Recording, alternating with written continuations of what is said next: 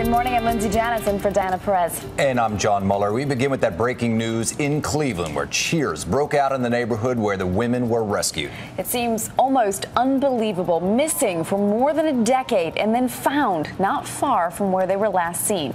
ABC's Bill Weir has the latest.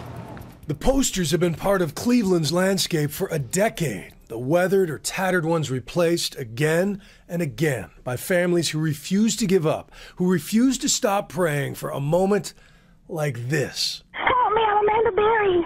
You need police, fire, or ambulance? I need police. Okay, and what's going on there? I've been kidnapped and I've been missing for 10 years and I'm here, I'm free now. The last time anyone in her family heard that voice, she was a day shy of turning 17.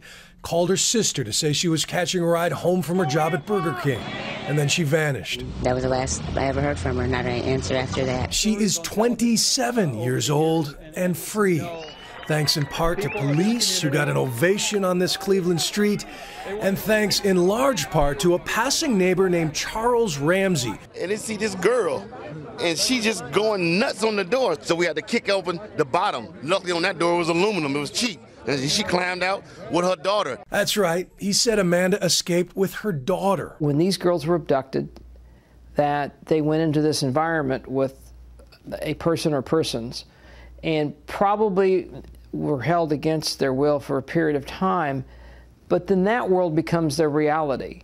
The girl Amanda told the police, I ain't just the only ones, it's some more girls up in that house. It was just amazing to see the emotion on these seasoned law enforcement officers when they went in there and saw Amanda and Gina and Michelle. Yes, inside the home they also found Georgina de Jesus, who also went missing from this very neighborhood 9 years ago, walking home from a middle school a few blocks from where Amanda disappeared. That little girl on FindGeorgina.com is 23 years old.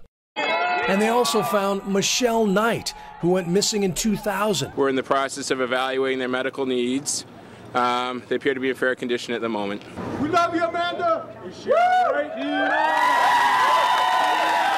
Now attention turns to the kind of person or persons who could have held prisoners like this for so long. Police will only say they have 3 Hispanic men in custody, ages 50 to 54, but our sources tell us they are brothers. The middle brother's name, Ariel Castro, and according to his neighbor, he lived a life far above suspicion. He put on that great mask that everyone thought he was a good guy. Right. I barbecue with this dude. We eat ribs and whatnot and listen to salsa music. You see where I'm coming from? Yeah. And you had no indication that there was anything going on? Bro, not a clue. Bill Weir, ABC News, New York. Family members say they never gave up hope of finding the girls, and they can't wait to hold them close once again. We will find out many more details on this amazing case as a police news conference takes place later on this morning. Yeah, that's set for 9 o'clock. Just fascinating. Really touching how the neighborhood is just completely ecstatic, jubilant that these women were found. Naturally, they would be, but coming out and cheering and clapping, and that hero guy we just saw there who answered the call when he found that woman in distress, and the neighborhood really pitched in. Knocked down the door to help her get out, and she emerged and went to his house where she used his cell phone to call the police. And neighbor after neighbor says that they had no clue this was going on for over a decade. So you have the 3 adult women now freed. Apparently there was a child as well. The doctor that you saw in that report from Bill Weir confirmed he has 4 people, one of which is a child.